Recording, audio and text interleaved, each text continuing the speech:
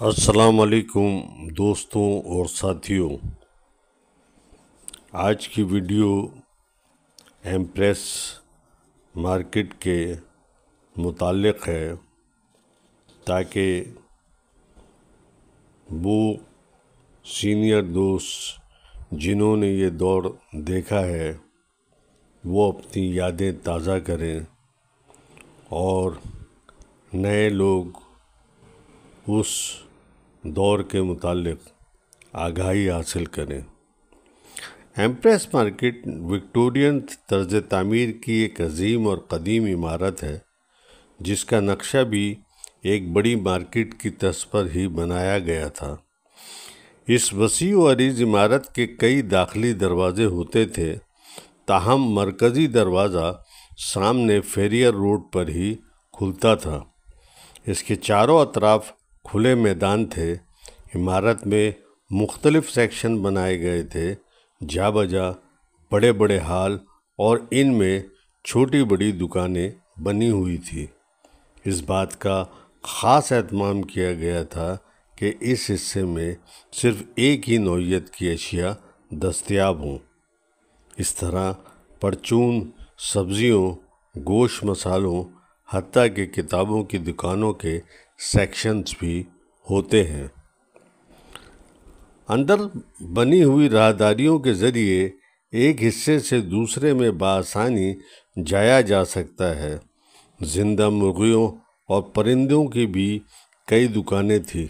ہم لوگ اپنے مہینے بھر کے راشن کے علاوہ اور بھی گھریلو استعمال کی اشیاء یہاں سے لے کر جاتے تھے۔ مارکیٹ کا ایک پورا ہال گوشت کے کاروبار کے لیے مخصوص تھا، جہاں ہر قسم کا تازہ گوشت مل جاتا تھا۔ یہاں سارے ہی قصاب اپنے اڈے جمائے بیٹھے تھے۔ گوشت بہت سستا ہوا کرتا تھا جو ہر ایک کی پہنچ میں تھا۔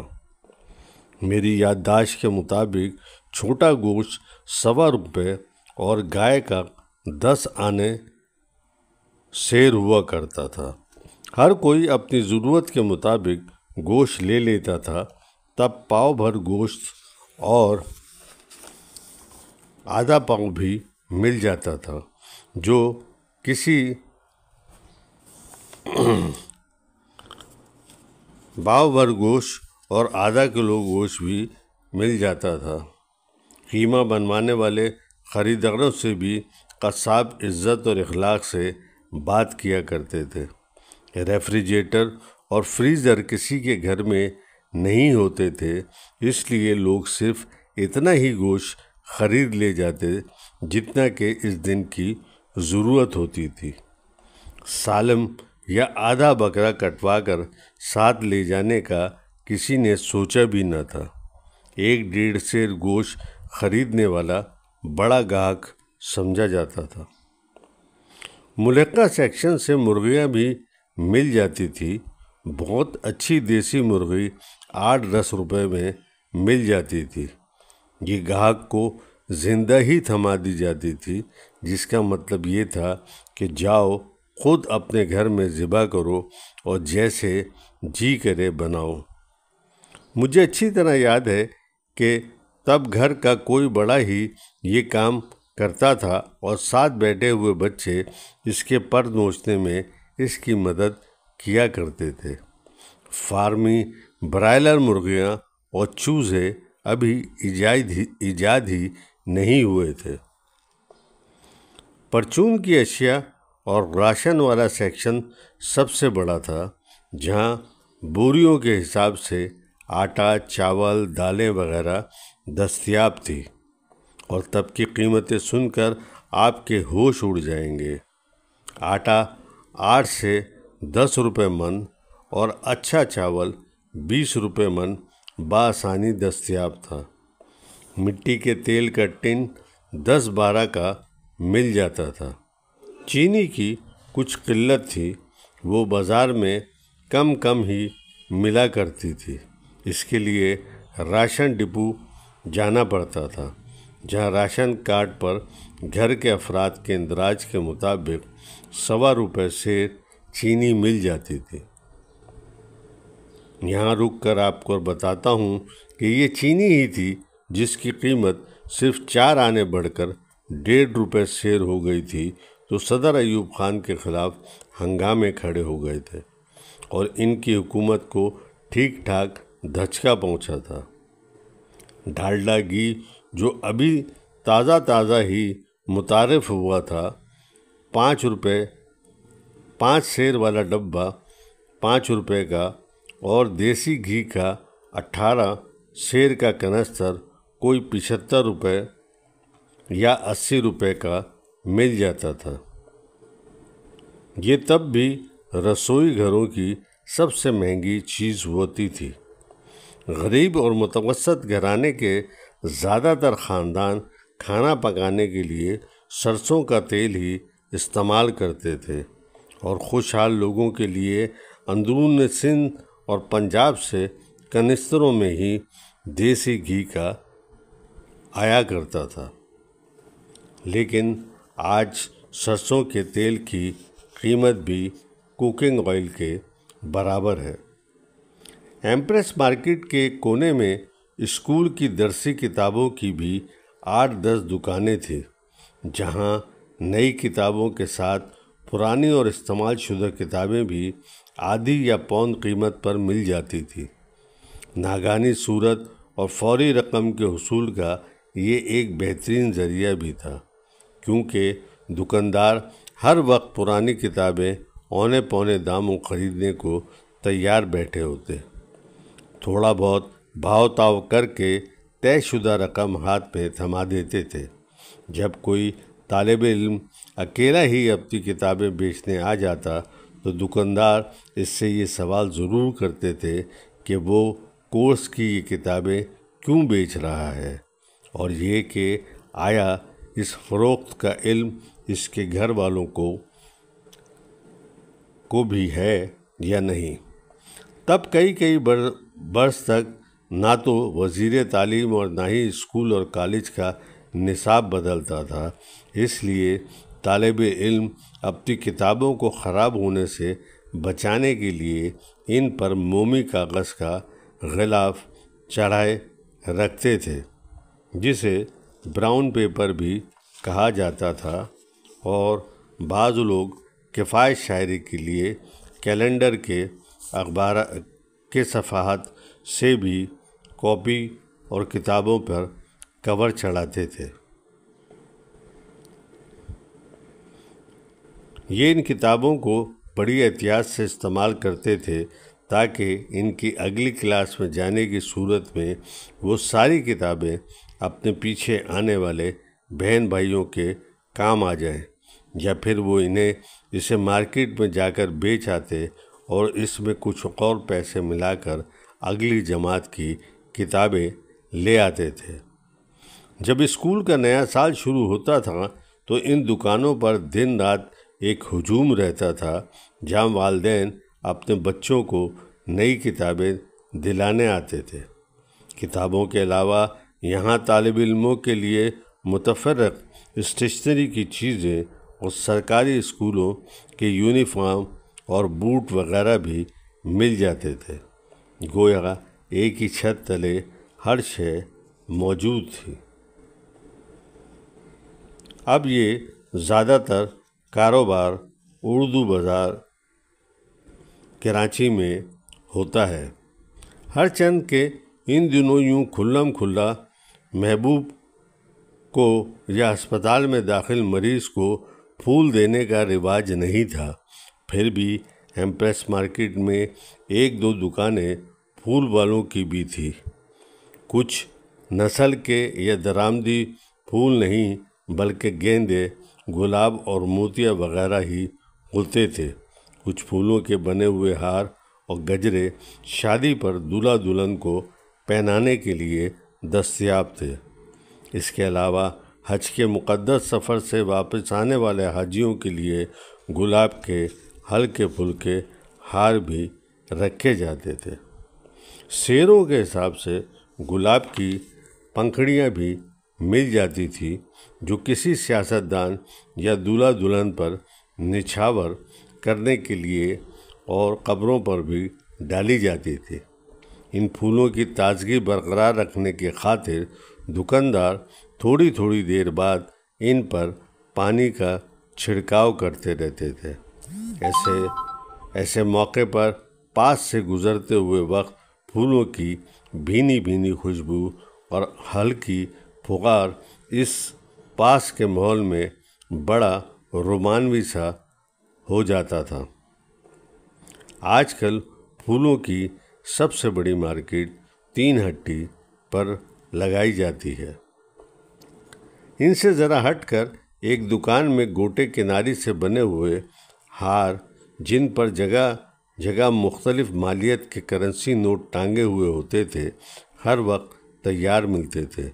پنجاب، اندرون سندھ اور صوبہ سرحد کے لوگ یہ ہار دولہا کو پہنایا کرتے تھے۔ شادی کے فوراً بعد اس پر سے نوٹ نوچ لیے جاتے تھے اور ہار کی لاش کو گھر میں کسی کھونٹی پر ٹانگ دیا جاتا تھا، جہاں وہ مہینوں دولہا دلہن کو اپنے ملن کے خوبصورت لمحات کی یاد دلایا کرتا تھا۔ پھر ایک دن دونوں میں کوئی شدید جھڑپ ہوتی، جس کے بعد اس کو نوچ کر باہر کچرے میں پھینک دیا جاتا تھا۔ کسی عرس کے موقع پر بھی بزرگوں کے مزار پر ڈالنے والے گوٹے کناری کی سنہری چادریں بھی یہیں مل جاتی تھی۔ ایمپریس مارکیٹ کی اندرونی حالت پر زیادہ تفصیل میں جانا مناسب نہیں ہے، بس یہ سمجھ لیجئے کہ یہ اپنے زمانے کا ایک بہت بڑا شاپنگ مال ہوتا تھا، جہاں سوئی سے لے کر سبزیوں کے بیج، توے، چمٹے، پھونکنی کے علاوہ بالٹیاں، لوٹے اور ڈنر سیٹ تک مل جاتے تھے۔ ہاں، تب کے خریداروں میں ایک نفسیاتی فرق ضرور تھا۔ اپنی محدود آمدنی کو ذہن میں رکھتے ہوئے گاہک صرف اس دکان پر پہنچتا جہاں سے اس نے مطلوبہ چیزوں کی خریداری کرنی ہوتی تھی۔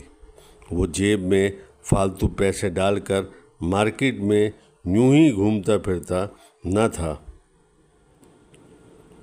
وہاں سے اسے کوئی چیز پسند آ جائے جو غیر ضروری ہو یا جس کے بغیر بھی گھر میں گزارا چل رہا ہو۔ سچ پوچھیں تو تنگ دستی کے عالم میں ایسی عیاشی کی گنجائش ہوتی بھی نہیں تھی۔ سبزی، گوشت وغیرہ کی دکانوں پر عموماً بزرگوں کا ہی آنا جانا ہوتا تھا، جن کی بہو بیٹیاں یا بیویاں انہیں صبح صبح موٹے کپڑے کا بنا ہوا تھیلا اور مطلوبہ سامان کی ایک لسٹ تھما کر مارکیٹ روانہ کر دیتی تھی۔ چونکہ روز کا آنا جانا تھا، نئی دوستیاں جنم لیتی اور پھر شناسا چہرے مل جاتے تو وہیں کھڑے ہو کر ہلکی پھلکی گپ شپ لگ جاتی تھی۔ ایک اور مزے کی بات، زیادہ تر لوگ وہاں سائیکلوں پر ہی آتے تھے۔ ان کے لیے کوئی مناسب اسٹینڈ بھی نہ ہوتا تھا، اس لیے لوگ بڑے آرام اعتماد سے سائیکل ٹھیک اسی مقام پر کھڑی کرتے جہاں سے انہوں نے خریداری کرنا ہوتی تھی۔ سائیکلوں کی چوری بھی بہت کم ہوتی تھی۔ کوئی چور پکڑا جاتا تو وہیں کھڑے کھڑے چماٹوں اور گھوسوں سے اس کا حشر نشر کر دیا جاتا۔ پھر بھی کبھی کبھار ایسے بزرگوں کو پیدل ہی گھر جانا پڑتا تھا۔ ایمپریس مارکیٹ سے باہر آتے تو سامنے قطاروں میں کھڑی درجنوں بسیں شہر کے مختلف علاقوں میں جانے کے لیے تیار کھڑی ہوتی تھی۔ ان کے ہر کارے یا کنڈکٹر بآواز بلند اپنی منزل اور راستے کی نشاندہی کر کے مسافروں کو اپنی طرف بلاتے تھے۔ جیسے ہی کوئی مسافر گاڑی کے نزدیک جاتا، وہ اسے دبوچ کر اوپر بس کے اندر دھکیل دیتے تھے۔ جن کو اندر جگہ نہ ملتی اور جانا بھی ضروری ہوتا تھا، وہ وہیں دروازے کے پائیدان پر آہنی سلاخوں کو پکڑ کر لٹک جاتے تھے۔ लंबे रास्ते वाले मुसाफिर छतों पर भी चढ़ जाया करते थे और यूं ख़तरनाक हालात में भी अपना सफ़र मुकम्मल कर लेते। कराची के सुनहरे दौर में सड़कों पर अक्सर नकरई रंगत की 2 मंजिला बसें भी नज़र आ जाती थी, जिन्हें डबल डेकर कहा जाता था। दूर के मुसाफिर की ख्वाहिश होती थी कि इसको बलाई मंजिल पर जगह मिल जाए ताकि वो कराची के खूबसूरत नज़ारों को ज़रा बुलंदी से देख सके। इसीलिए हर एक की कोशिश यही होती थी कि वो सीढ़ियों से दौड़कर ऊपर पहुंच जाए और अच्छी सी नशिस्त पर काबिज हो जाए। ऐसी ही एक बस एम्प्रेस मार्केट से मंगोपीर भी जाती थी, जिसकी बलाई मंजिल पर छत नहीं होती थी। ये बस दिन में 2 ही फेरे किया करती थी, क्योंकि इन दिनों वहाँ का सफ़र बड़ा ही तवील और कठिन होता था, क्योंकि उस ज़माने में 3 हट्टी से लेकर मंगोपीर तक की सड़कें मुस्तकिल तौर पर बनी हुई नहीं थी।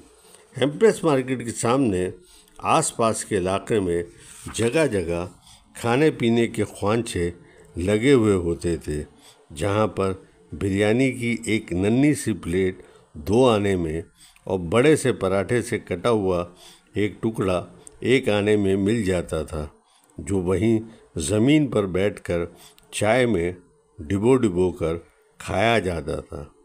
चाय शरबत वालों के अलावा वहाँ फल फरोश और कुछ पुराने कपड़े और जूते वाले भी अपने ठेले लिए खड़े रहते थे। गर्ज़ वहाँ हर वक्त खूब चहल पहल रहती थी। गालिबन इस वक्त के कराची शहर का सबसे बड़ा पुररौनक इलाका भी यही था। दुकानों के अलावा इनके सामने लगे हुए बेशुमार ठेलों और पथारों पर एक हंगामा मचा रहता था और लोग अपनी पहुंच के मुताबिक हर किस्म की ख़रीदारी कर लेते थे। आज भी एम्प्रेस मार्केट के इर्द गिर्द पथारों और ठेलों की बेशुमार लाइनें लगी होती हैं। इसी फेरिया रोड पर एम्प्रेस मार्केट के बिल्कुल सामने कराची की पहली और सबसे बड़ी मिठाई की दुकान अहमद कराची हलवा मर्चेंट हुआ करती थी। तब मिठाई की 2-3 दुकानें ही मशहूर थी, एक अहमद कराची हलवा मर्चेंट और दूसरी हन्नान स्वीट मार्ट। एक अब्दुल खालिक भी थे, मगर वो ज़रा कम मशहूर थे।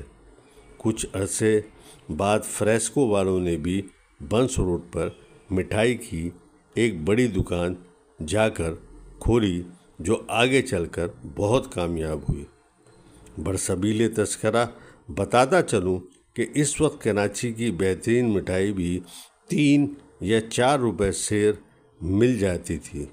आजकल के रिवाज के बरक्स इस वक्त इन दुकानों के अंदर बैठकर मिठाई खाने का बंदोबस्त भी हुआ करता था।